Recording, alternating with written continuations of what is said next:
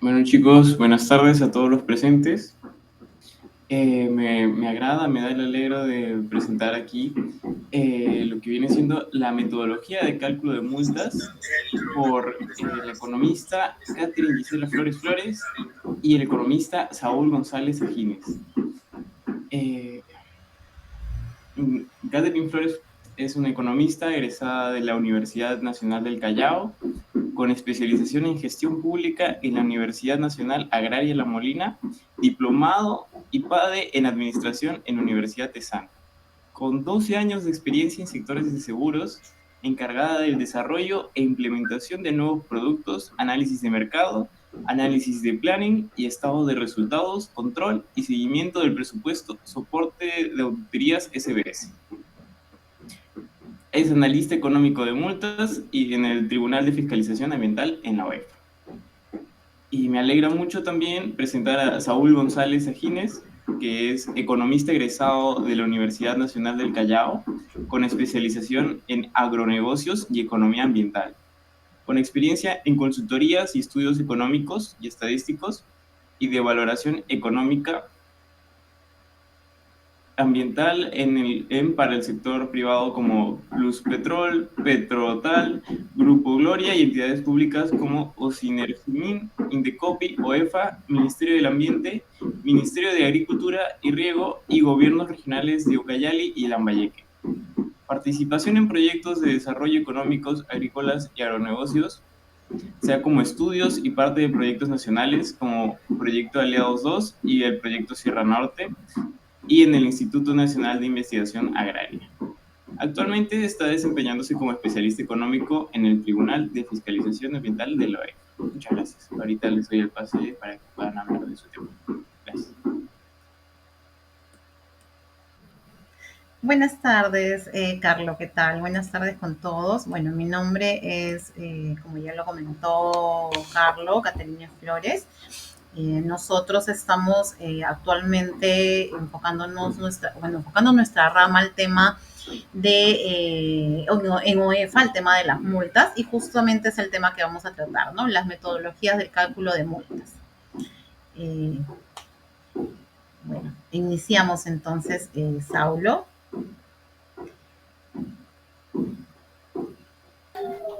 Hola, Caterina. Hola, Carlos. Mucho gusto. También estamos formando parte de la presentación de la metodología de multas. Vamos a hacer la división en dos partes. Empezará Caterina y posteriormente yo continuaré con la parte estrictamente metodologías. Perfecto, Saulo, gracias.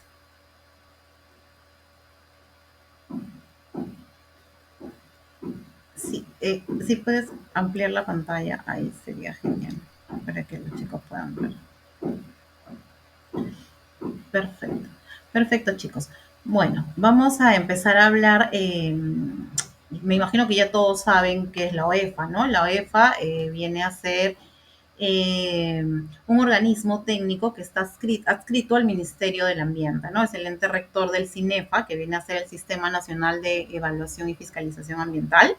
Dentro de la OEFA está el TFA, que viene a ser el Tribunal de Fiscalización Ambiental, donde nosotros laboramos y vemos la parte de las metodologías del cálculo de multa. Entonces, todo el tema de las metodologías del cálculo de multa inicia con una pregunta, ¿no? La siguiente, por favor. ¿Por qué se incumplen las normas? Una pregunta que es muy importante y que a veces muchos no le toman el interés debido, ¿no? Bueno, no, es algo que es prácticamente el día a día y la pregunta no es tan relevante. Pero si empezamos a analizar el tema de multas, es importante saber o responder esta pregunta, ¿no? ¿Por qué se incumplen las normas? Y de acuerdo a lo que dice el economista Gary Becker en 1968, nos indica que los agentes delinquen solo si la utilidad esperada al hacerlo excede la utilidad esperada de actuar bajo la legalidad. ¿Esto qué nos quiere decir? Esto nos quiere decir que el administrado va a evaluar qué es lo que más le conviene económicamente. Si la multa es menor al costo en el que va a incurrir al cumplir la normativa, realmente no va a importarle mucho cumplir la normativa, ¿no? Porque, bueno, entre lo que gasto en adecuar o en cumplir con lo que indica la norma a la multa que me van a poner, prefiero pagar la multa que es menor. Pero si esto es al revés y la multa es mayor, entonces va a preocuparse y va a darle más interés a la normativa y va a indicar, ok, tengo que cumplir la normativa porque voy a pagar una multa mucho mayor que lo que podría invertir en cumplir con lo que indica la norma, ¿no? Y otro punto importante que nos comenta Gary Becker es que el incentivo de un individuo para cumplir normas dependerá negativamente de la probabilidad de ser descubierto y del castigo que enfrentaría en dicho caso. Es decir, vienen a ser inversamente proporcionales, ¿no? Si la probabilidad de ser descubierto es mayor, entonces la multa será menor, ¿sí? Viene a ser inversamente proporcionales. Siguiente, Saulo, por favor. Importante, de acuerdo a lo que también nos comenta Robert Baldwin de 1990. El cumplimiento de las normas no funciona cuando hay agentes con voluntad de cumplirlas. Claro, pero mal informados. Es decir, si hay agentes, tengo la voluntad de cumplirlo, pero no estoy bien informado, entonces hay un incumplimiento de norma, ¿no es cierto? Y con agentes que tienen poca voluntad de cumplirlas. ¿Ok? Siguiente, por favor. Acá, por ejemplo, ¿de qué depende el incumplimiento de una norma? Depende de la probabilidad de ser detectado. ¿Qué tan, o sea, cuando uno va a incumplir una norma en general, te pones a pensar, ¿es fácil que lo detecten? ¿Es difícil? Entonces ya empieza a haber una intencionalidad, ¿no? El tamaño del castigo, en este caso sería una multa. ¿Qué tan grande va a ser la multa que yo voy a pagar? El ingreso disponible, de cuánto ingreso dispongo, de si mi empresa es muy grande, si mi empresa es muy pequeña, eso también incide en la evaluación que pueda hacer o depende del incumplimiento que tú puedas tener en la norma y el daño causado, ¿no? El daño que vas a generar. ¿Cómo se aplican los castigos? En base a recursos de utilizar, según la detección, y el mismo castigo no sería ideal para todos los agentes o todos los administrados. No es lo mismo un castigo para una empresa grande y no va a afectar de la misma manera una empresa pequeña, ¿no? Varía. La afectación es distinta. Siguiente, por favor. Acá lo importante de la regulación, de la responsabilidad de la regulación, ¿no? Como ustedes pueden ver, tenemos la pirámide y en la pirámide podemos observar que inicia con la autorregulación. ¿Qué es la autorregulación? La autorregulación es aquel administrado, en este caso las empresas, nosotros las llamamos como los administrados, es como se trabaja o se nombra en el sector público. Entonces, la autorregulación es cuando tiene la información completa, quiere cumplir y cumple la norma. Eso es la autorregulación. Yo, como administrado, como empresa, sé cuál es la norma, la conozco y cumplo con ella, ¿no? Cumplo las pautas, cumplo con lo que tiene que hacer, si tengo que hacer un tema preventivo, si tengo que hacer o algún tema informativo, cumplo con la norma. Entonces, yo sé, esa es la autorregulación. Reforzar la autorregulación. ¿Qué es reforzar la autorregulación? Esto nos quiere decir que el administrado quiere cumplir la regla, ¿no? Pero hay algún tipo de desconocimiento. Entonces, él necesita un apoyo para poder regular esta norma. Entonces, ok, o se comunica de repente dentro de la normativa, hay algo que no le queda claro, se comunica con nosotros, hace la consulta, se ve el interés de querer en sí cumplir con la norma, autorregularse, ¿no? Pero necesita un reforzamiento de nuestra parte. Ahora, la regulación con castigo discrecional. ¿Qué es la regulación con castigo discrecional? Es cuando ya se tiene la información, es decir, ya conozco, pero no cumplí. Por ejemplo, no hice el mantenimiento preventivo que tenía que hacer a las instalaciones de mi empresa, no capacité al personal que tenía que capacitar. Entonces, tengo la información, pero no cumplo.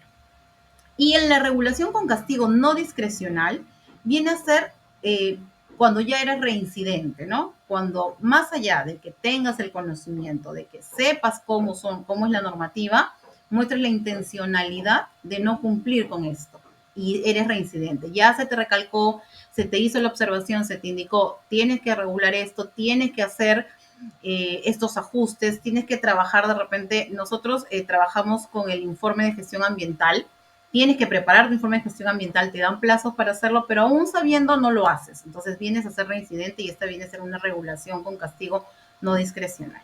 ¿Correcto? Siguiente, por favor. La aplicación de multas. ¿Cómo se aplican las multas? De acuerdo a lo que nos indica Polinsky y Shawel en el 2000, Nos dicen que los agentes estarán más dispuestos a cumplir la norma al conocer las penalidades por el incumplimiento de las mismas. Si observamos las penalidades aplicadas, los otros agentes evitarán el incumplimiento. En este caso, la fórmula inicial era: la multa va a ser igual al daño ocasionado por la infracción entre la probabilidad de detección. Como ya lo habíamos visto anteriormente, la probabilidad de detección, mientras sea mayor la probabilidad, menor era la multa, ¿correcto? Como está en el denominador, nos damos cuenta de que efectivamente es así. Pero, ¿qué es lo que no cuadra mucho en este caso y luego se acomoda esta multa? Es que el daño ocasionado por la infracción no siempre se manejaría igual si es que es una persona que tiene la intencionalidad de hacerlo que una persona que no tenía la intención de hacerlo o no tenía el conocimiento. Entonces, no sería ideal que el mismo daño sea considerado para ambas personas, ¿no? Si yo tuve la intención y sabía y era consciente del daño que iba a generar, al de repente no tomar las precauciones, al de repente, como hablamos de temas ambientales, por ejemplo, en el lado del petróleo, ¿no? Las empresas petroleras, qué sé yo, no tienen los cuidados respectivos, pueden generar más daño, pero tienen conocimiento, saben cómo es el manejo y no va a ser lo mismo de una empresa que quizá no tenía el conocimiento, ignoraba ciertas cosas, no conocía al detalle. Entonces, no sería justo que se maneje el mismo monto de daño, el mismo porcentaje. Entonces, se trabaja mejor, se analiza mejor la fórmula. Y la siguiente, por favor, Saulo.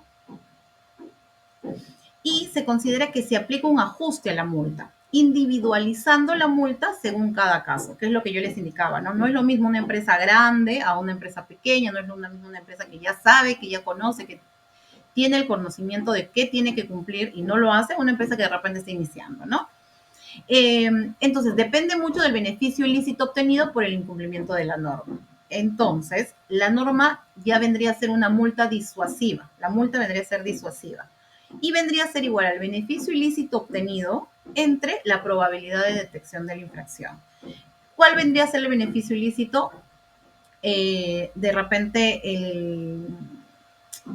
lo que yo no estoy, los costos evitados, ¿no? Lo que yo estoy evitando pagar por no hacer la multa. Entonces, hay una serie de detalles que entran en este beneficio ilícito, ¿no? El tiempo, el periodo que yo he incumplido la norma, los costos evitados, los costos que yo no he considerado, no he pagado para poder cumplir con esta normativa o con la norma, entran dentro de este beneficio ilícito, y esto se divide con la probabilidad de detección, ¿no? ¿Qué tan probable era que detecten que efectivamente yo había tenido este incumplimiento? Siguiente, por favor. Y acá viene el tema que habíamos visto también sobre el efecto disuasivo de la aplicación de multas, ¿no? Lo importante que viene a ser, por ejemplo, en el escenario tenemos la primera parte, que viene a ser la empresa infractora, ¿no? Que es la acción de infringir una norma ambiental y viene con una sanción impuesta por el regulador. Pero, ¿qué ocurre en el efecto de disuasión? Vemos las empresas pares, las empresas que están en la parte de abajo, que son capaces de observar, ok, mira, vemos a esta otra empresa que efectivamente está incumpliendo cosas que de repente yo tampoco estoy corrigiendo, tampoco estoy cumpliendo la mano y le han puesto una multa alta. Ok, entonces miro al otro y empiezo a decir, empiezo a cuidar cómo hago mi trabajo, empiezo a cuidar, oye, si ellos no tienen de repente sus temas preventivos, si no tienen su instrumento de gestión ambiental, yo lo empiezo a trabajar. ¿Para qué? Para, viendo a las otras empresas, evitar que me multen a mí. Ese es el efecto disuasivo. No necesariamente espero que vengan y me evalúen, sino empiezo a observar a las otras empresas que están a mi alrededor, que son pares, para ver qué multas les colocan y para ver de qué manera yo puedo evitar esas multas. Entonces, las empresas empiezan a evitar cometer las mismas infracciones, ¿no? Y la respuesta que viene a ser ahí, la reacción. Y de ser así, el evento ambiental, ¿no? Siguiente, Saulo, por favor. Acá vamos a ver un poco el flujograma del procedimiento administrativo sancionador. Cuando se genera este tipo de multas, estas infracciones, hay un proceso, ¿no? Inicia con el tema de la supervisión. Puede ser una supervisión in situ o no necesariamente. Se hace la evaluación o la recepción de los informes de la supervisión. Esta pasa por el análisis de informes de supervisión y se genera un primer informe inicial de supervisión. Con este informe inicial se define si se va a generar o si se va a dar inicio al procedimiento administrativo sancionador. Si no se da inicio al procedimiento administrativo sancionador, se genera una resolución subdirectoral, entre comillas, porque es un documento en el que indica que todo está conforme, que no hay ningún inconveniente. O si es que se inicia el procedimiento administrativo sancionador, que viene a ser el PAS, indica, ¿no? Estos son, se genera la resolución subdirectoral y se informa al administrador los hechos detectados, ¿no? ¿Qué es lo que se ha encontrado? ¿Cuáles son las infracciones que se encontraron? O las presuntas infracciones. Una vez que se genera la resolución subdirectoral, esto pasa a la primera área importante que empieza a revisar, que viene a ser la de DeFi, donde se empieza a generar la recepción del análisis de la misma resolución subdirectoral que hubo anteriormente. Se hace nuevamente la revisión y se trabaja la elaboración del informe final de instrucción. Acá es importante, si es que el administrado, antes de que se dé la resolución subdirectoral, reconoce efectivamente, ok, sí, reconozco de que he cumplido con una normativa, que reconozco las infracciones o los hechos infractorios que me están considerando, ellos pueden tener un 50% de descuento. Todas las multas que se le cobran a los administrados son en UITs. Entonces, se les puede hacer un 50% de descuento si es que él reconoce el hecho infractorio antes de la resolución subdirectoral. Pasado esto, sigue el proceso en DeFi, que viene a ser la elaboración del informe final. El administrado presenta sus descargos y se genera la resolución directoral. Si es que él, antes de que se genere la resolución directoral, indica de que, ok, está bien, es correcto, asumo que he cometido esas infracciones, entonces se le puede hacer un descuento hasta del 30% de la multa. Recordemos nuevamente que la multa son en UITs. Entonces, hasta ahí se le puede hacer un 30% del descuento. Si aún así el administrado no reconoce y quiere presentar un recurso de reconsideración de la resolución, se puede presentar y se evalúa. Una vez hecho este análisis y el administrado aún no está acorde a los resultados, ya pasa al Tribunal de Fiscalización Ambiental, quien recepciona los expedientes sobre estos recursos de apelación.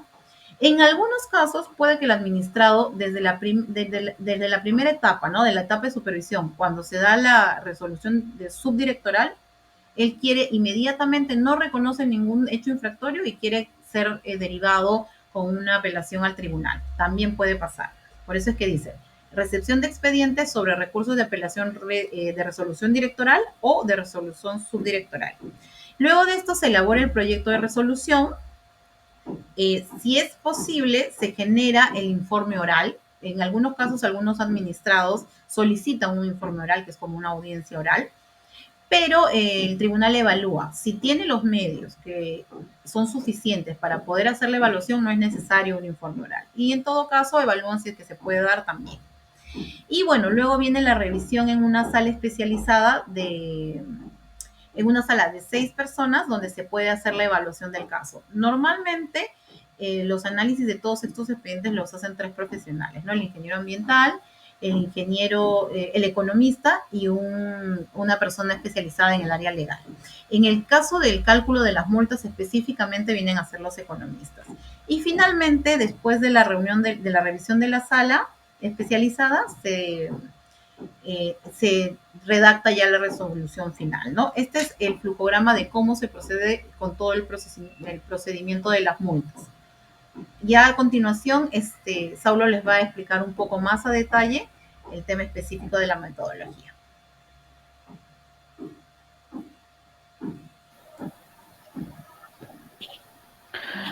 Gracias. Sí, continuando con la presentación. Luego de todo el flujograma de los procesos administrativos sancionadores del OEFA para el respectivo cálculo de la multa, tenemos que ver cuál es la metodología de cálculo de la multa que está aplicada en el OEFA. En el OEFA, en el año 2012, para el año 2013 salió la metodología del cálculo de las multas, la cual fue aprobada en Consejo Directivo 35, que incluye las fórmulas, las tablas que se van a aplicar y el anexo, que es el manual explicativo. Es decir, cuál es la metodología, la fórmula que se va a aplicar. El anexo 2, cuáles son los valores que van a aplicarse con esa metodología. Y el anexo 3 es un manual explicativo con ejemplos de cómo se tiene que calcular la multa. Sin embargo, en el año 2017 salió una modificatoria de la resolución 35, que es decir, que iba a modificar toda la metodología, pero se enfocaba principalmente en el cambio del anexo 2, que eran los valores. Pero como se planeaba en ese momento sacar una nueva metodología, también se aprobó derogar el anexo 3, que es el manual explicativo. Actualmente no está aprobado este manual, sin embargo las metodologías sí se siguen aplicando. Como una forma general de la metodología de cálculo de las multas, está enfocado, tal como había mencionado Caterina, del beneficio ilícito y la probabilidad de detección, pero añadiendo el daño real. Es como una mezcla de ambos puntos que se habían dado cuando lo estaba promoviendo Polinsky-Chabel.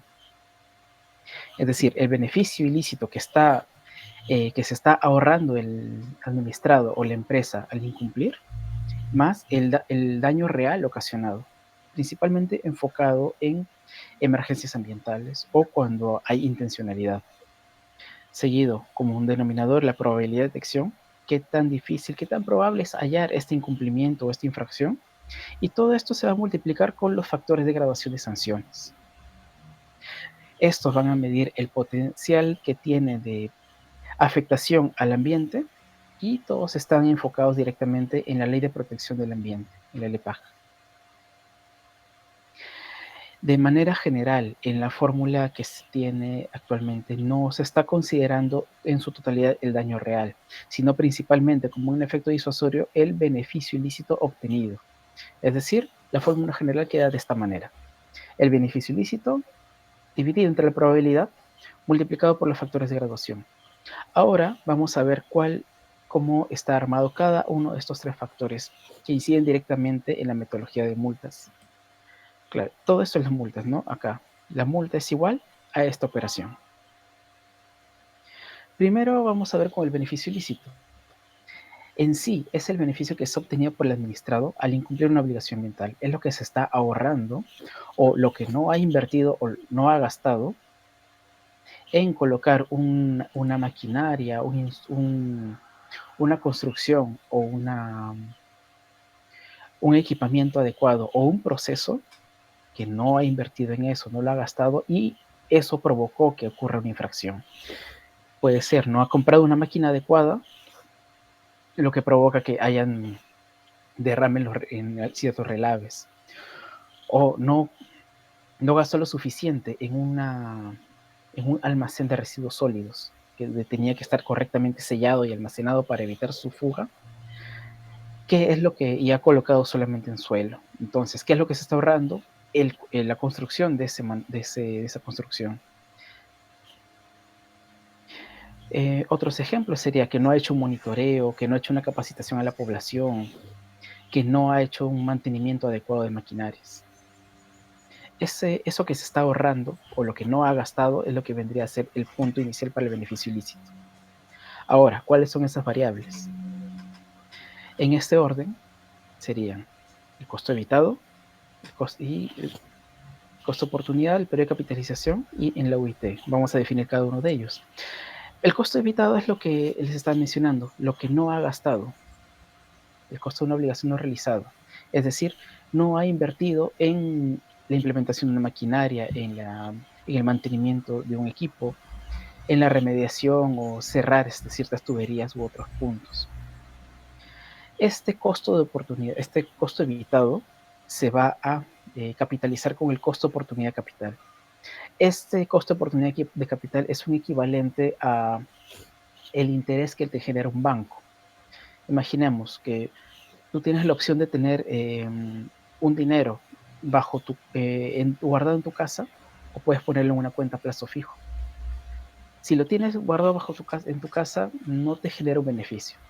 Pero si lo pones en una cuenta a plazo fijo, la cuenta puede tener 6%, 8% anual. Ese 8% anual es tu beneficio anual que vas a estar sacando por haber colocado tu dinero en esa opción. Pero para este caso, el costo de oportunidad de capital es por sectores. ¿Cuál es el costo de oportunidad de capital para el sector hidrocarburos? No es lo mismo que alguien que invierte en minería o alguien que invierte en agricultura o alguien que invierte en los bancos, como estamos mencionando del, de la tasa a plazo fijo. Esa rentabilidad obtenida, ese porcentaje adicional, es lo que va a hacer que se capitalice el dinero que está tomado como costo habitado. Ahora, ¿por cuánto tiempo? Es decir, ya tengo el dinero inicial que se está considerando que no ha gastado, ya lo calculé. Lo voy a calcular capitalizándolo con el costo de oportunidad de capital, pero ¿por cuánto tiempo? ¿Un año, 2 años, 3 meses?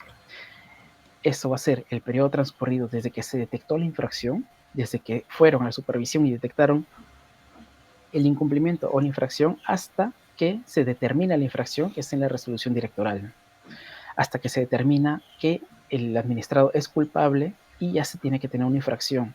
Y esta infracción tiene que aplicársele una multa, que puede pasar tal vez 1 año o 2 años hasta que se termine que esta sanción está firme, con todo lo que ha podido el administrado, desde verificarlo, desde asumir de que ha incumplido o continuar argumentando que no ha incumplido. Y hasta que no salga la resolución directoral, cuando ya sale es hasta ese momento que se calcula el periodo. Pueden ser, como digo, 6 meses, 1 año, 2 años, depende de lo que el administrado y la entidad como el OEFA hayan determinado en que se va a realizar la resolución directa. Y esto va a salir asignado por el BCR en la unidad impositiva tributaria, que cada año va cambiando.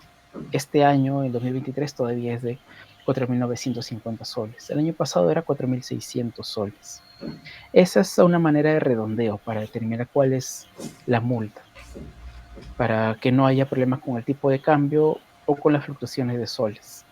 Se pone en un único cambio, que es la unidad impositiva tributaria. Ahora, respecto a la probabilidad de detección, que es el denominador, que es lo que estábamos viendo, y uno de los determinantes para ver si va a subir o bajar la multa, es la probabilidad de que una infracción va a ser detectada por la autoridad.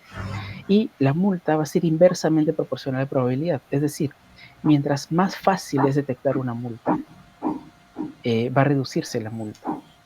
Mientras más difícil sea detectarla, la multa va a aumentar. Esto está determinado en el documento de la OSD. El punto de la probabilidad, el punto de partida estaba en los documentos que vimos al inicio. También en el documento de la OSD da como un empuje adicional a lo que va a determinar el OEFA. Y los niveles de la probabilidad de detección de OEFA son 5 puntos. Un momento.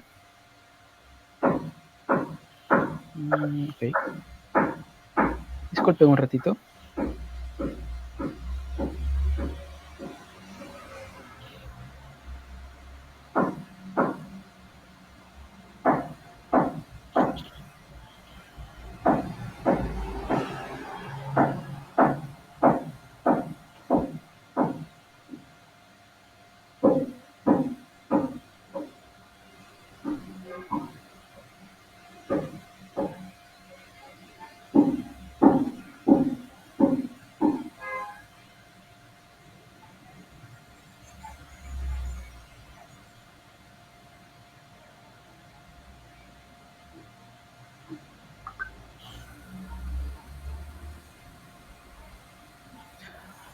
Ok, seguimos.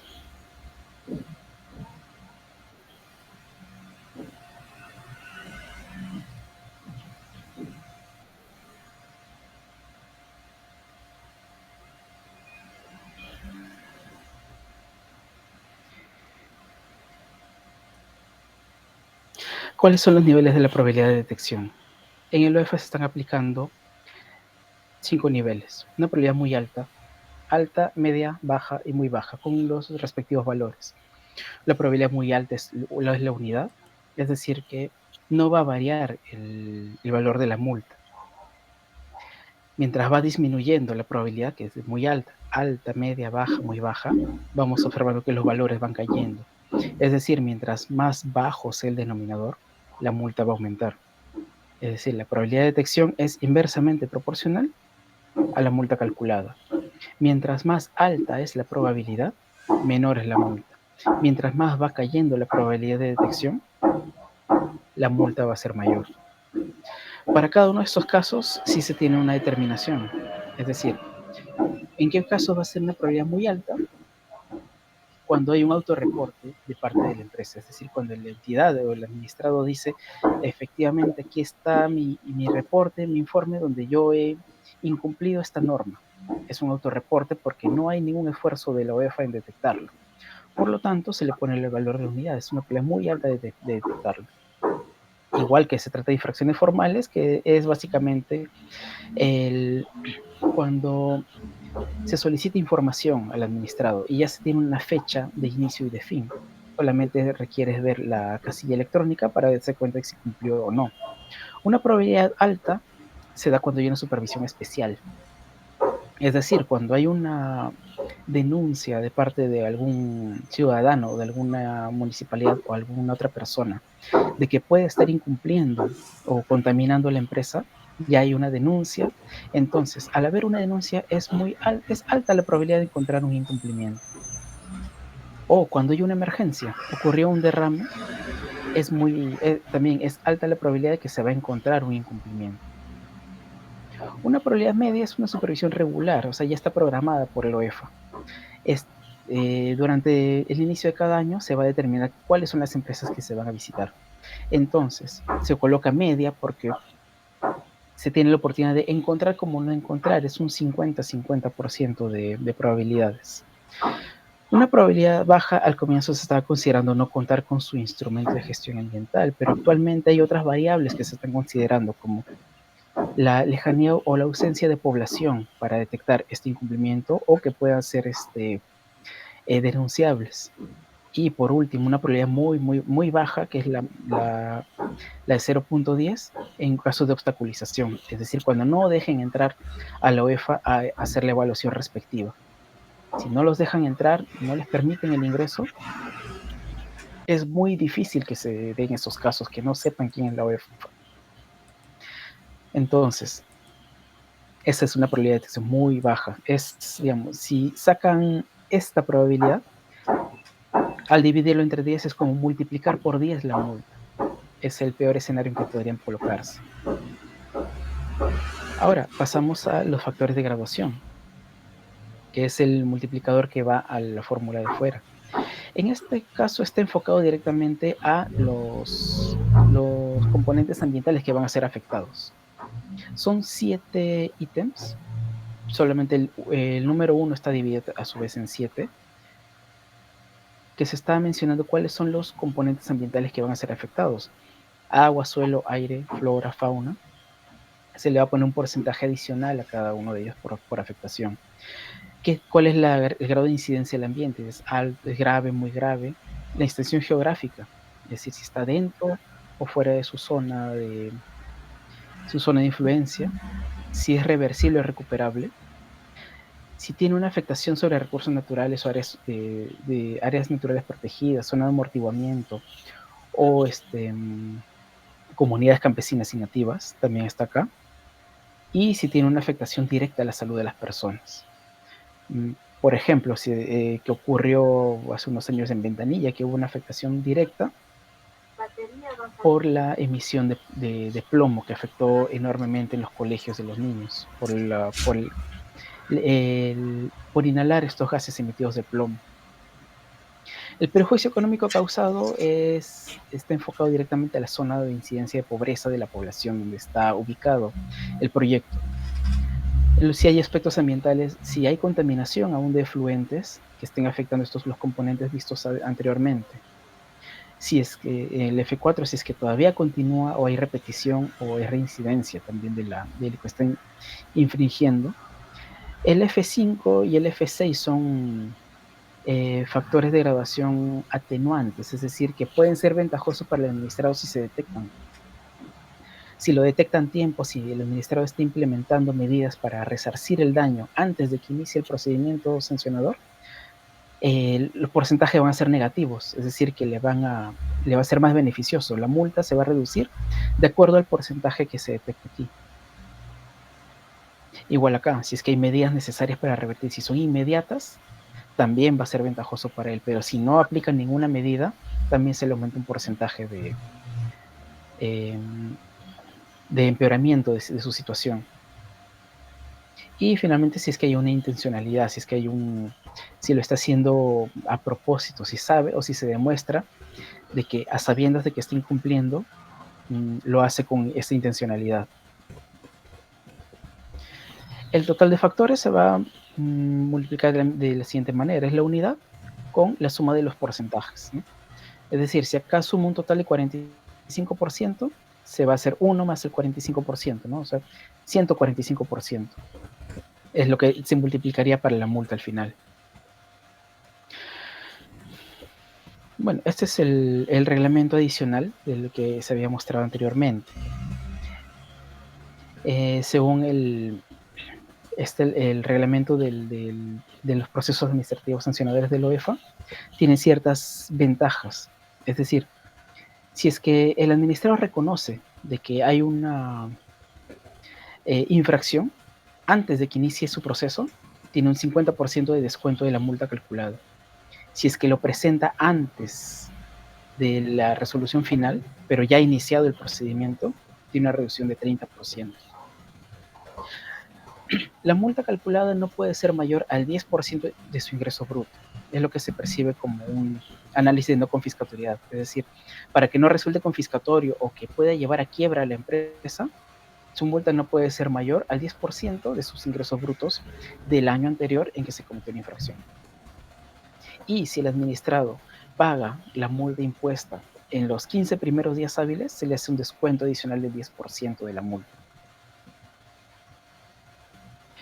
Respecto al daño ambiental, este punto que ha quedado suelto, que ya no se está viendo en toda la metodología, es para hacerles un alcance aproximado de en qué casos o cómo se calcularía.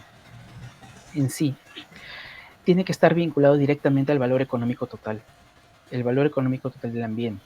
Y es decir, cuando hay valor de uso y valor de no uso, que está especificado en la guía metodológica del Ministerio del Ambiente. ¿Qué corresponden cada uno de estos? El valor de uso principalmente son los de uso directo, es decir, lo que se puede consumir directamente de la zona donde están viviendo, ¿no? Digamos, si hay cosechas, hay cacería, hay pesca, ese es el uso directo. El uso indirecto no necesariamente son recursos físicos directamente obtenidos, pero sí son que intervienen en toda la población, como la tierra, el ambiente, el agua. Si lo ponemos directamente ya más trabajado, puede ser carreteras incluso. Este valor de opción no lo consideran tanto en las guías metodológicas, pero es como unos valores opcionales para ciertos tipos de bienes que se pueden obtener en la zona donde se está haciendo el estudio. Ahora, los valores de no uso son los valores de existencia y el valor delegado. El valor de existencia en sí es algo que no puede obtenerlo directamente, pero que da por hecho de que está en la zona y le da un valor la gente o la población a lo que se está viviendo ahí. Por ejemplo, una zona donde existe el oso de anteojos o una reserva de gallitos de las rocas. No lo beneficia directamente, pero lo considera muy, muy valiosa su existencia. Y el valor delegado se da cuando las personas quieren conservar la zona, el ambiente tal como está para las futuras generaciones, para sus hijos, sus nietos o población futura que vaya a llegar ahí. Todo esto, cuando se calcula y hay un daño a alguno de estos valores económicos, se necesita una remediación y compensación. Y estos van a ser enfocados directamente en qué servicios ecosistémicos van a afectarles, cuál es la disponibilidad a pagar de la población, qué tan disponibles a pagar por estos servicios están. Ahora, se tiene que hacer una metodología de transferencia de beneficios, es decir, calcular el beneficio obtenido o el beneficio que dejaron de obtener al haber sido dañados algunos de estos valores. Eso se va a hacer un cálculo de un valor total de ese ecosistema dañado, y ese valor va a tener un horizonte en el tiempo. Es decir, se calcula el daño y por cuánto tiempo va a estar ese daño ahí. Estos son ejemplos de los ecosistemas que se pueden encontrar y los servicios ecosistémicos en cada uno, ¿no? No todos van a ser igual, no es lo mismo un valor ecosistémico en selva que en costa o en cuerpos de agua. Tienen que ser identificados por cada uno. Y estos se van a identificar, como menciona acá, para cada ecosistema en específico. La línea para hacer este cálculo de daño aproximado es esto.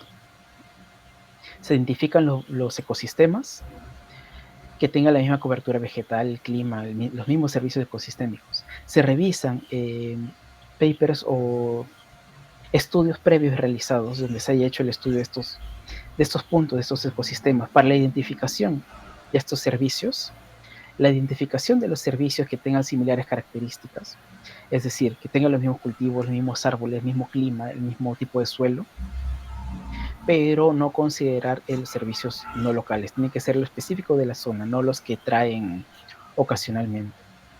Luego, hallar el valor en familia o el valor por área, es decir, cuánto vale este servicio ecosistémico por familia o cuánto valen estos servicios de, digamos, de pesca, ¿no?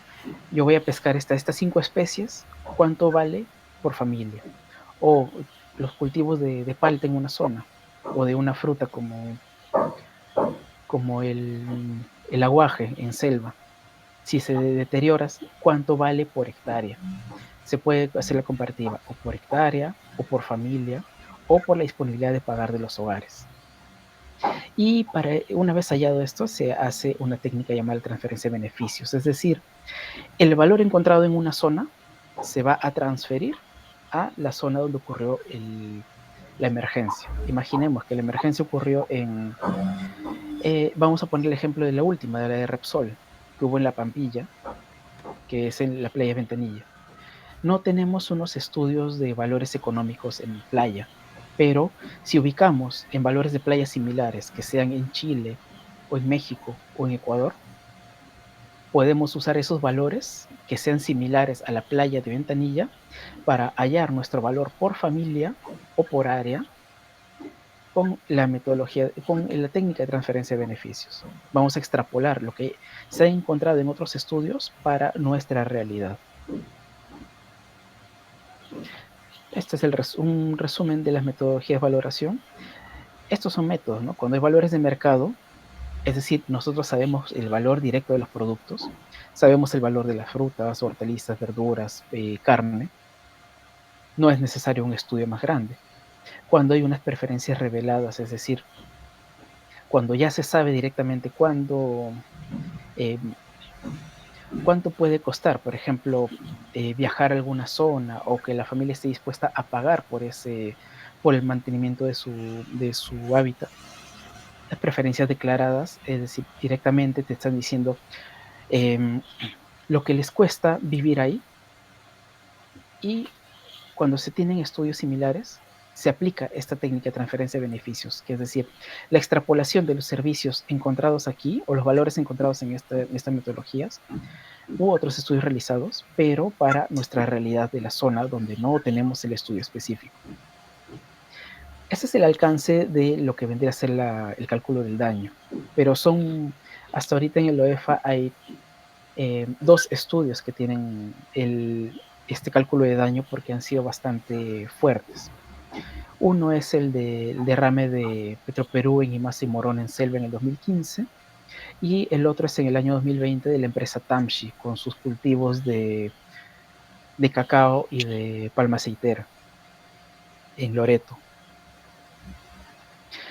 Por último, en el año 2022, en diciembre, si bien no fue un nuevo manual de metodología de multas, se emitió un manual de criterios objetivos, que son las pautas puntuales que se deben tomar en consideración para el cálculo de las multas. Es decir, lo más básico que se debe tener en cuenta. Primero, cuál es el uso de decimales, hasta cuántos decimales se van a considerar, ¿no? 3 decimales y las reglas de redondeo, que son muy similares a las que hemos visto tanto en colegio como en universidad. Cuando es 5 o más, se redondea hacia arriba. Cuando es menor a 5, se redondea el método inferior. Se tiene que incluir el impuesto general a las ventas a los costos evitados encontrados. Y si es que no los tienen, asegurarse de que se deben incluir. El periodo de incumplimiento tiene que estar calculado a manera mensual. No vamos a colocar 1 año, 3 meses, 5 días, sino todo de manera mensual, ¿no? Van a ser 30, por ejemplo, si es año y medio, van a ser 18 meses. Si es un año y medio con 9 días, es 18.3 días, 18.5 días de manera mensual. Todo va a ser a manera mensualizada y usando el mes comercial de 30 días. Y no se van a considerar días hábiles, sino días calendarios.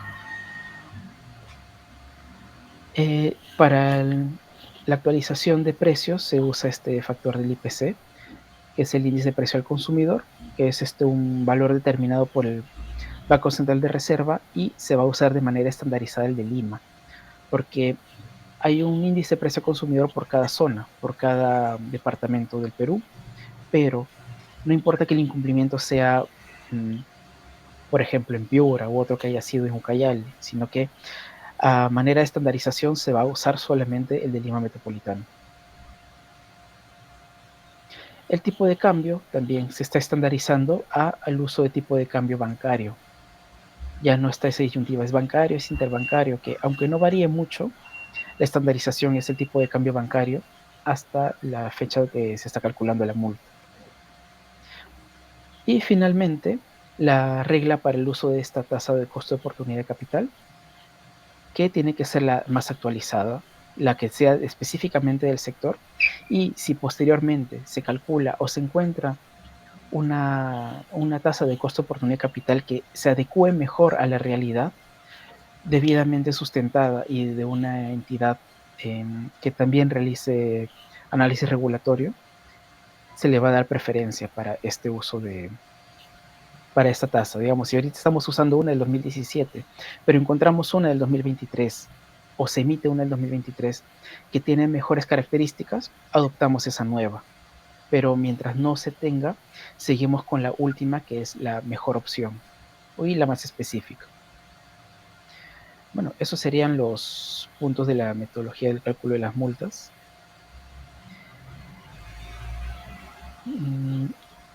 Katy. Gracias, Saulo. Gracias, chicos. No sé si tienen por ahí alguna consulta, alguna duda, preguntas que les hayan quedado por ahí para hacer.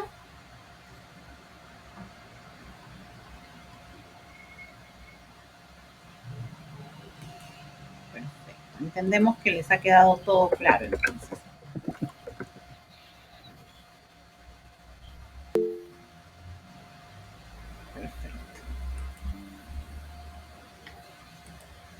Perfecto. Carlos, entonces, Bueno, chicos, muchas gracias, Catherine y Saulo, por el apoyo y la muy buena explicación sobre estos temas.